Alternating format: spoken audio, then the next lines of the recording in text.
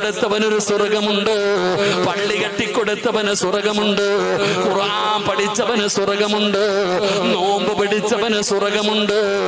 എല്ലാവർക്കും ഒരു സ്വർഗമുണ്ടെന്ന് അള്ളാന്റെ ഖുർആൻ പറയുമ്പോ, നബിതങ്ങൾ പറയുമ്പോ അള്ളാ പറഞ്ഞു ഒരാൾക്ക് 2 സ്വർഗമാ, ഒരാൾക്ക് 2 സ്വർഗമാ. ഹജ്ജ് ചെയ്തവനല്ല, ഉംറ ചെയ്തവനല്ല, പള്ളി കെട്ടിക്കൊടുത്തവനല്ല, ഖുർആൻ പഠിച്ചവനല്ല, ആലിമിനല്ല, പിന്നെ ആർക്കാണ് 2 സ്വർഗമുള്ളതെന്നറിയോ? വലിമന ഖാഫ മഖാമ റബ്ബിഹി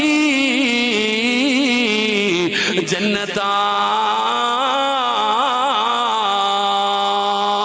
ഒരു തെറ്റ് ചെയ്യാൻ അവസരമുണ്ടായി, ഒരു തെറ്റ് ചെയ്യാൻ അവസരമുണ്ടായി, പാപം ചെയ്യാൻ അവസരം കിട്ടിയപ്പോ അല്ലാഹ് കാണുന്നുണ്ടല്ലോ, അല്ലാഹ് അറിയുന്നുണ്ടല്ലോ, അല്ലാഹുവോട് ഞാൻ ഇതിന് കണക്ക് പറയണമല്ലോ.